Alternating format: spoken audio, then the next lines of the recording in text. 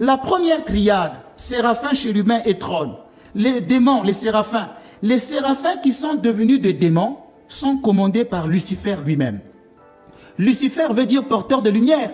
Et nous savons que les séraphins étaient les plus proches de Dieu, les brûlants. Ils ont une lumière très puissante qu'on ne peut pas les voir. Sinon, vous allez devenir aveugle. La lumière peut vous aveugler.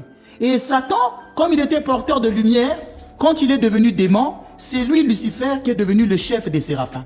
C'est pourquoi je disais, un jeune, fais attention avec les exorcismes, parce que le jour où tu vas rencontrer un démon séraphin, ce jour-là, tu mourras. Vous avez les chérubins. Les chérubins qui sont devenus des démons sont commandés par Asmodée. Asmodée, son nom signifie celui qui fait périr. Il s'agit des rois de l'enfer. Il est l'esprit de l'impurité sexuelle. Il est l'auteur de l'inceste. Il est celui de la débauche, de la fornication, le destructeur du mariage, le mari de nuit, entre guillemets le dorlis. Ça, c'est autre chose. C'est lui-même Asmodée. Ensuite, il y a dans les trônes. Les trônes sont commandés par maman. Donc Jésus dit, vous ne pouvez servir Dieu et maman. Luc 16, verset 13. Il appartient au trône. C'est lui qui préside à l'esprit matérialiste ainsi qu'au système des lois économiques. Maman, il s'agit du démon de l'avarice et de la poursuite égoïste du gain. Je vais dire quelque chose, mais je ne souhaite à personne de le faire. Si vous voulez gagner au jeu, à la loterie, mais qui vous fait gagner? C'est ce démon-là que les gens invoquent. Vous avez ensuite la deuxième triade, qui a les dominations, vertu et puissance. Les dominations, les démons devenus dominations sont commandés par Belzéboul, qui signifie prince des dominations. Il est l'instigateur de l'idolâtrie. C'est lui qui est le maître des sciences occultes, de la sorcellerie, des mauvais sorts et des incantations. Parmi les démons qui font partie des dominations, il y a le démon qu'on appelle Python, celui qui est chargé de révéler les choses. Quand vous voyez des gens faire des prophéties, ah moi j'ai un don de voyance, c'est le don du Python, qui lui-même est commandé par Belzéboul. Je ne veux pas aller dans tous les détails, parce que cette émission peut faire peur. Vous avez les vertus. Les démons devenus vertus sont commandés par Bélial. C'est le démon de la perfidie. Mais je voulais dire que dans les dominations, Belzéboul, c'est celui qui est dans certaines loges. Mais je ne vais pas citer les noms. Quand vous pensez que vous êtes en train de faire des prières au triple soleil, en vous tournant à l'Orient, en faisant des pentacles, derrière ces rituels-là se cache le démon. La troisième triade, principauté, archange et ange. Les principautés qui sont devenues démons sont commandées par Abaddon. C'est l'ange exterminateur de l'Apocalypse. Il est connu sous le nom de destructeur. On dit que ce sont les principautés qui ont tué les enfants d'Égypte. Quand Dieu envoya son ange pour frapper les enfants d'Égypte, pour tuer les premiers-nés, ce démon destructeur appartient aux principautés. Parce que les séraphins n'ont pas le droit de le faire. Les séraphins, eux, ils sont liés directement à Dieu. Il y a des démons, il y a des anges qui sont des anges de combat. Il y a des anges qui ne sont pas des anges de combat, mais des anges d'adoration. Tous les anges adorent, mais pas de la même intensité. Ce sont les séraphins. Donc ce sont les principautés. Et quand ils sont devenus démons, ils ont la puissance de destruction. Ils peuvent créer des épidémies. Ils peuvent créer des tremblements de terre. Ils peuvent créer des tsunamis. Il y a ce qu'on appelle les archanges. Les archanges devenus démons sont commandés par Zabulon.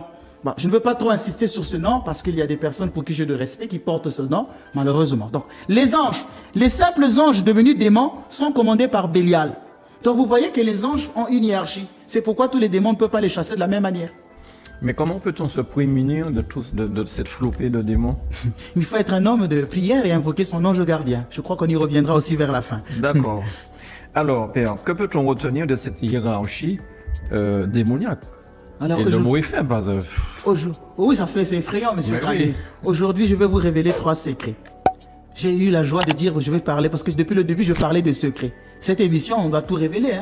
Même si les gens nous font du mal, il faut venir exposer maintenant publiquement leurs méfaits. Donc pourquoi pas dans l'angéologie ou dans la démonologie, si vous voulez, qui n'est pas vraiment une science chrétienne, ne pas parler des 3 secrets. Le premier secret, le nom Lucifer, Asmodée, Belzéboul, Zabulon, indique leurs fonctions et leurs troubles spécifiques.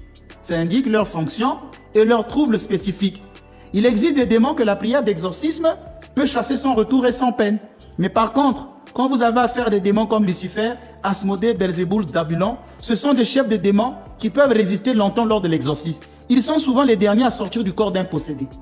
Donc quand vous allez parfois voir des personnes qui ont 300 démons dans le corps, quand vous allez les chasser, certains démons vont refuser de quitter la personne parce que le chef qui a la tête va leur dire vous ne partez pas, vous restez dans ce corps. Ou bien si ces petits démons sortent, le dernier qui va partir partira souvent, c'est-à-dire le chef de démon partira souvent en retard. Donc c'est pourquoi toutes les prières d'exorcisme n'ont pas la même intensité. Deuxième secret, les démons n'ont pas tous la même puissance. Tous les démons n'ont pas le même caractère, la même rage, ils n'ont pas la même force et la même malice. C'est ce que disait Jean Cassien. Tous les esprits mauvais ne sont donc pas égaux en méchanceté et n'ont pas tous le même pouvoir, car ils sont loin d'être tous semblables. Ils sont toujours en hiérarchie. Troisième secret, ils ont chacun leur mode d'action.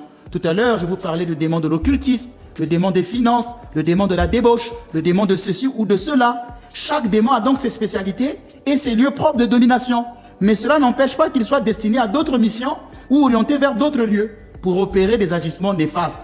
S'il existe des esprits dans les eaux, il existe aussi des esprits dans l'air, les esprits du mal qui sont dans les cieux, dit Éphésiens chapitre 6, verset 12. Par exemple, il y a un démon qu'on appelle Samaël, c'est le dieu poisson. Il est le prince des airs, mais il habite souvent dans la mer. C'est pourquoi je déconseille les gens qui vont à la mer pour des rites. Moi, je vais à la messe pour me laver. Donc, la mer, elle est faite pour se laver. C'est le Dieu qui a donné à la mer. Quand le Christ a été baptisé dans les eaux du Jourdain, il a détruit Samaël. Il a détruit toutes les puissances qui sont dans l'eau. Dernièrement, je recevais une fille ici en Martinique qui est venue me voir. Elle me dit que quand elle se lave dans l'eau, elle va tomber, elle va faire des crises. Je lui ai dit, bien, allons-y à la mer. J'ai fait une prière, j'ai dit, jette-toi dans l'eau. Quand elle s'est jetée, elle a dit, mais je ne vois plus ce que je voyais. J'ai dit, mais parce que le Christ, par son baptême, a détruit toutes les puissances des eaux. Donc il n'y a pas à aller à la mer pour faire des rituels. Il faut s'attacher à Jésus-Christ. La mer, elle est faite pour des bains naturels. Ne changez pas, ne faites pas des rituels. Parce que j'entends des gens qui vont faire des rituels. Attention, vous pouvez contracter un esprit. Et là, plus tard, j'en parlerai quand on verra certains exorcismes sur certaines choses. Mais je vais développer ça plus tard. Alors, mais à l'inverse, mon père, est-ce qu'on a... Parce que quand vous parlez de cette hiérarchie démoniaque, à l'inverse, est-ce qu'on a une hiérarchie de bons anges? Par exemple, est-ce qu'on peut prier son ange gardien pour peut-être avoir un peu plus d'argent? Non, on ne va pas prier les anges pour réussir dans les affaires matérielles. Hein. C'est pour notre élévation spirituelle. Ou alors pour se protéger. Oui, pour se protéger. Je l'ai dit dans l'émission sur les anges, il y a les anges gardiens que nous devons prier. Et je disais qu'à la fin de l'émission, je vais parler aussi de ces prières-là. Quand il y a une hiérarchie céleste qui existe, qui sont des dans bons le bon anges. Côté, voilà. D'accord. Ouf, mais ben oui, vous avez raison de dire ça. Alors, pourquoi Dieu n'a-t-il pas détruit les anges, les anges déchus? Les anges mauvais, pourquoi il ne les a pas détruits? Alors, il y a deux raisons à cela. La première est que Dieu respecte cette liberté que lui-même accorde. Dieu respecte la liberté qu'il a donnée aux anges, comme il a donné aussi aux hommes. Dieu a créé l'homme et les anges par amour et désire que l'homme l'aime en retour. Dieu ne force jamais quelqu'un à l'aimer. C'est pourquoi moi, quand je vois par exemple des personnes qui quittent l'église, je ne veux pas leur envoyer la foudre. Ça serait démoniaque d'agir ainsi. En disant, oui, mais telle personne a quitté l'église, il faut maudire que le malheur lui arrive. Non, Dieu ne force jamais une personne à l'aimer. Si quelqu'un dit, je ne veux plus aller à l'église, la personne est libre. C'est pourquoi quand je vois des parents venir me dire, mon fils ne va pas à la messe, Père Ménard fait des prières, mais Dieu respecte cette liberté. Oh non, que mon mari revienne à la maison, il m'a quitté, tout ça. Oui, d'accord, ça peut arriver, des miracles comme ça, mais Dieu respecte la liberté. Mon mari boit, Père Ménard fait une prière. Oui, d'accord, le miracle peut exister, mais Dieu respecte toujours notre liberté. Il ne nous force jamais. Donc il n'y a pas d'amour sans liberté. C'est pourquoi Dieu laisse l'homme libre de choisir de l'aimer. Seul Dieu possède une liberté parfaite, donc incapable de choisir le mal. Puisque les démons ont voulu être cela, Dieu a respecté leur liberté, ne les détruit pas. La deuxième chose, c'est que d'une façon ou d'une autre, Dieu se sert également d'eux pour réaliser ses desseins. Dieu peut se servir des démons pour réaliser ses desseins. Dieu gouverne les âmes, non pas seulement directement, mais encore par l'intermédiaire des causes secondes. En laissant, donc Dieu commande aussi par les causes secondes. Ce qui veut dire, comme dit saint Augustin, que Dieu ne peut pas permettre le mal, mais il peut tirer du mal le bien. Quand je disais que Dieu peut se servir des démons parce qu'il peut tirer du mal le bien. Donc voilà pourquoi Dieu ne les a pas détruits.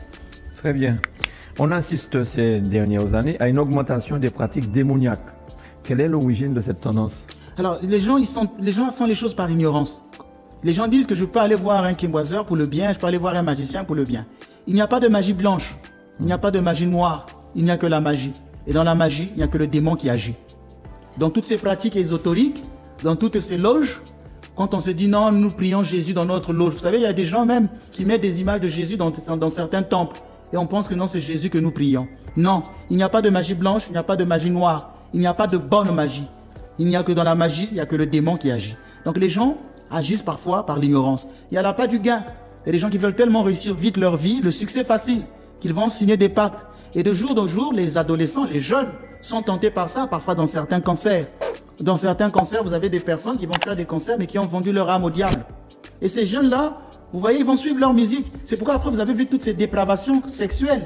toutes ces dépravations de mœurs que nous avons, parfois c'est lié à ces stars que nous regardons à la télévision, sur les réseaux sociaux, dans leurs concerts. Et dans leurs concerts, parfois, ils vont invoquer, ils vont faire des pratiques magiques. Et de manière subliminale, les jeunes qui vont là, après-demain, vous les voyez être dans la drogue et dans ceci. Il y a un vrai malaise. Les gens pensent que c'est anodin, c'est toutes ces pratiques. Non. Et quand l'Église parfois dit non, ne faites pas ça, ah oui, mais vous occupez un peu trop de notre vie privée.